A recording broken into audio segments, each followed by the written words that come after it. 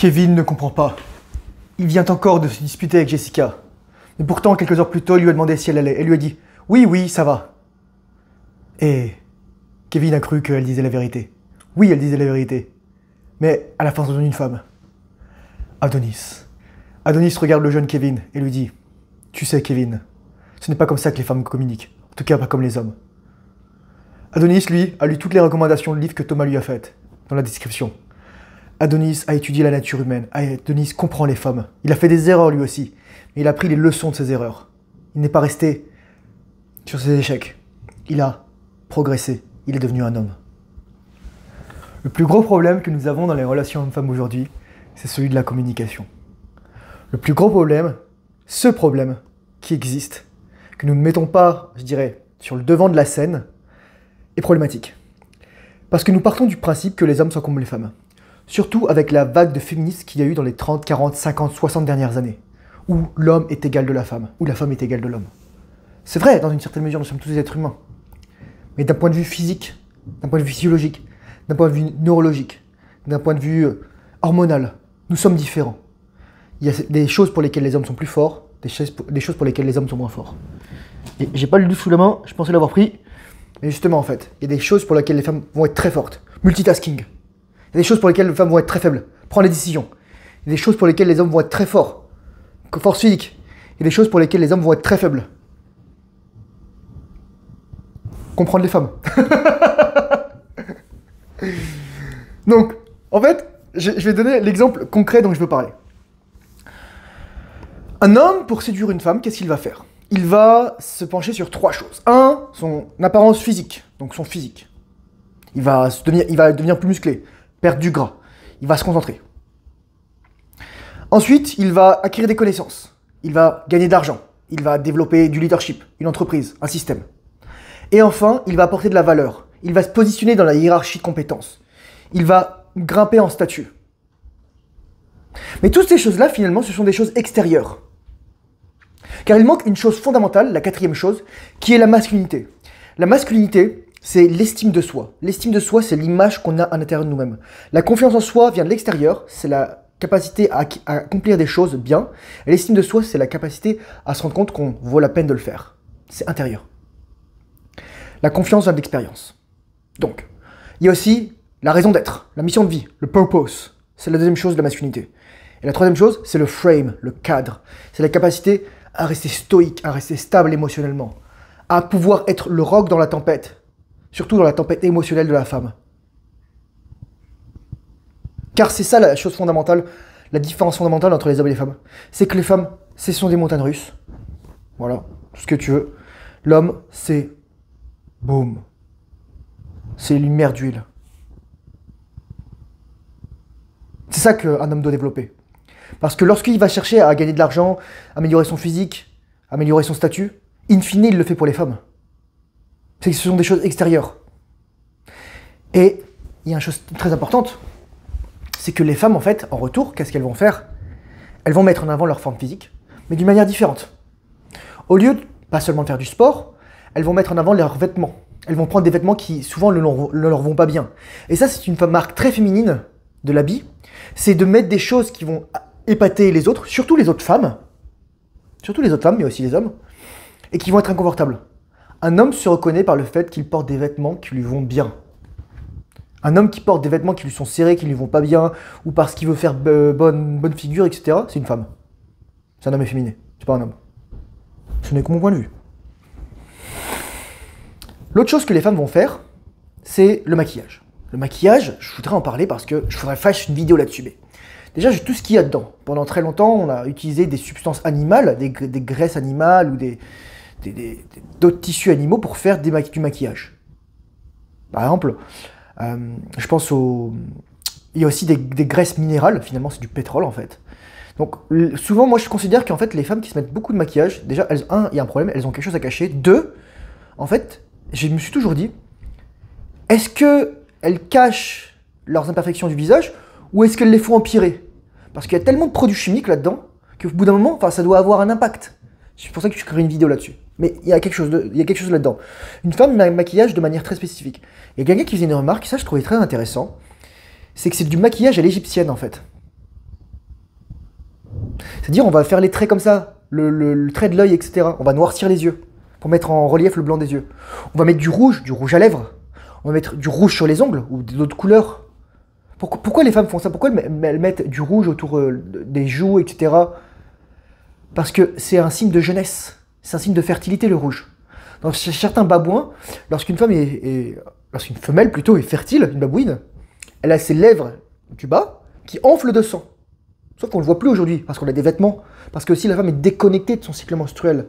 Elle est déconnectée de son désir. Elle est déconnectée de sa sexualité. Parce que la femme, pour plaire à un homme aujourd'hui, ce qui est le plus horrible, c'est qu'elle va se transformer en homme. Et les hommes, pour plaire aux femmes, ils vont se transformer en femmes, dans une certaine mesure. Il suffit de voir les hommes qui rejoignent les féministes. Au secours, les hommes féministes. Je dis pas qu'un homme peut pas être féministe, mais je dis qu'il peut pas être féministe moderne. Moi, je suis pour l'empuissancement des femmes, mais dans une mesure, je dirais, plus traditionnelle, saine, sainte, sacrée. Pas dans une dimension de débaucherie et d'être l'égal de l'homme et de pouvoir coucher partout et de pouvoir... Elles peuvent faire ce qu'elles veulent, hein, mais en fait, elles font pas attention aux conséquences de leurs actes. C'est ça que je veux dire. Elles vont vouloir devenir des hommes. Les femmes veulent devenir des hommes. Comment elles font ça? Elles vont faire des études, avoir une carrière, statut, et ensuite elles vont vouloir chercher. Elles vont vouloir impressionner en disant « Ah, je suis avocat, je suis médecin, etc. » Un mec se contrefout de la carrière d'une femme. Un mec, il s'en fiche. Un homme à la maison, il veut pas avoir un autre homme. Il va avoir une femme. Sinon, il serait gay. C'est ça, en fait. Et encore, même dans les couples homosexuels, il y a une polarité. Que ce soit homme ou femme. Lesbien ou gay. Et donc les hommes, en fait, ils sont... Un homme qui recherche l'attention des femmes, c'est un homme efféminé pour moi. Un homme ne devrait pas rechercher l'attention d'une femme. Un homme devrait juste, dans une dimension divine, rechercher en fait de s'aligner avec Dieu, et dans une dimension plus pratique, rechercher son but de vie. C'est la femme qui veut l'attention de l'homme, en fait. Je le dis souvent, une femme qui n'a pas l'attention d'un homme est une femme en danger de mort. C'est pour ça que les femmes se disputent de manière féroce l'attention des hommes. Oula, il y a mon chat qui passe. Donc en fait, qu'est-ce qui se passe? Pourquoi c'est comme ça en fait? Pourquoi notre communication marche pas? Parce qu'en fait, dès que tu as compris ça, ce que je vais te dire, ça va révolutionner ta vie. 99,99% de la communication dans le monde entier, mais en particulier entre les hommes et les femmes, c'est de la projection. Ça veut dire que tu projettes tes attentes sur l'autre. Exemple. Une femme veut attirer un homme. Elle voit que les hommes ont des carrières, ont des statuts. Qu'est-ce qu'elle va faire? La même chose. Elle va vouloir avoir une carrière, du statut, des études. Non, un homme ne veut pas ça. Pareil, un homme voit une jolie fille.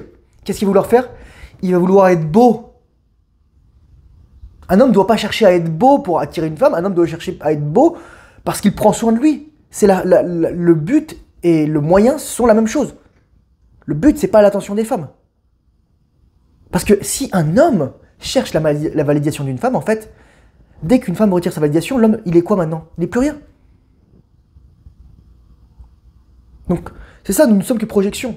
Et en communication, je vais donner des références. L'art de la communication non violente de Marshall B. Rosenberg. Je mettrai le lien de l'audiobook et je mettrai le livre, je crois que je l'ai mis dans mon drive. Captivate de Vanessa Van Edwards, qui a une chaîne YouTube qui s'appelle Science of People. Et les ouvrages aussi, ou alors les vidéos de Vinh Giang, qui est un Vietnamien qui est né en Australie, très intéressant, qui était magicien à la base, qui est un dieu de la communication. Vraiment. Faire monter et descendre la voix, regarder, détourner le regard, jouer avec les mains. Et surtout, le faire de manière authentique et empathique. Savoir moduler son rythme, sa tessiture, ses tons. Ça, c'est la base en fait. Mais on ne nous l'a jamais appris. Et pourquoi donc on n'arrive pas à communiquer entre hommes et femmes? Parce que la raison derrière tout ça, c'est quoi? C'est l'absence de père. J'ai regardé une vidéo d'un monsieur qui s'appelle Marquette Burton Daven, qui disait en fait à une mère seule qu'elle était incompétente. Oui, les mères célibataires sont incompétentes pour élever des hommes. Parce elles sont pas là pour avoir un leadership. Elles sont pas là pour mener. Et c'est pour ça que des mères célibataires, ou plutôt des familles où il manque un père, une figure paternelle, les enfants, en fait, les garçons vont dévier. Vont dévier soit scolairement, donc pas réussir à l'école, soit socialement, comportement antisocial, psychopathologique, criminel, délinquance. Soit ils vont dévier en sexualité, homosexualité, transgenre, fétiche, perversion. Ou soit ils vont dévier carrément en but de vie, c'est-à-dire ils vont plus vouloir se dire je veux devenir un homme, je veux m'améliorer, je veux faire des choses mieux. Ils vont se suicider, tôt ou tard. Parce qu'ils n'ont pas eu cette fondation. Et ça, il faudrait que je fasse aussi une vidéo très importante sur l'importance du père dans la famille et l'impact de l'absence d'un père dans une famille. D'un père, mais d'un homme digne de ce nom, ou de figure paternelle. Et donc il y a deux solutions à ça. Premièrement, s'éduquer. Comprendre que on ne sait pas tout. On a besoin de devenir meilleur. Mais ça, c'est pas évident. Parce qu'il y a quelque chose qu'on déteste. Et ça, je ferai une vidéo là-dessus. C'est le changement. Et le changement, ça veut dire ça veut dire admettre qu'il y a quelque chose qui n'est pas complet chez nous. Quelque chose qui peut s'améliorer. Et nous avons horreur du changement. Nous avons horreur du changement. C'est pour ça que les mecs, souvent, en fait, dès qu'il y a un peu de pression, ils vont relâcher, ils vont éjaculer. Ils ont peur du changement. Ils ont peur de s'améliorer. Ils ont peur de briller. L'autre raison, l'autre chose que l'on peut faire, donc, en plus de s'éduquer, c'est de rejoindre des communautés d'hommes. Mais des communautés d'hommes saines, qui vont nous permettre de discuter entre hommes, d'affirmer notre masculinité, de nous repolariser dans une certaine mesure, et donc ensuite, revenir vers les femmes avec cette dimension plus masculine. Et moi, je le vois dans mes relations avec les femmes aujourd'hui. Je le vois. Sur ce, courage, force, honneur. Bonne intention séminale. Encore une fois, le problème, l'ennemi, ce n'est pas les femmes. C'est le fait que la société, les agendas qui sont derrière, ont détruit, ont ravagé, ont anéanti les cadres qu'il y avait, les cadres de référence entre les hommes et les femmes, les cadres de communication. Et tant que nous n'aurons pas compris justement comment nous fonctionnons les uns et les autres, quelles attentes nous avons, nous n'arriverons pas en fait à nous remettre à notre place. Croyez-vous vraiment, crois-tu, que si une femme, dans son enfance, a vu un père qui lui a expliqué « Voici comment tu es quand tu es une femme, voici à son fils comment tu es quand tu es un homme », est-ce qu'elle serait dit « Ah, je vais faire des études, etc. etc. » Non. Peut-être qu'elle aurait fait des études, mais elle les aurait fait d'une manière différente, avec un but différent. Pas dans le but de devenir un homme, mais plutôt de compléter un homme. Car s'il y a une chose que veut un homme de la part d'une femme, s'il n'y a qu'une chose qu'un homme veut de la part d'une femme, même au-delà de la reproduction, au-delà du sexe, c'est la paix. Un homme, dans les temps anciens, il allait se battre, il revenait chez lui. Il voulait pas se battre encore contre sa femme. Ou se battre avec sa femme, ou battre sa femme. Peu importe. Il voulait la paix. Il voulait le réconfort. Il voulait la chaleur du foyer. Il voulait la douceur de la femme. A très bientôt dans une prochaine vidéo. Bye bye.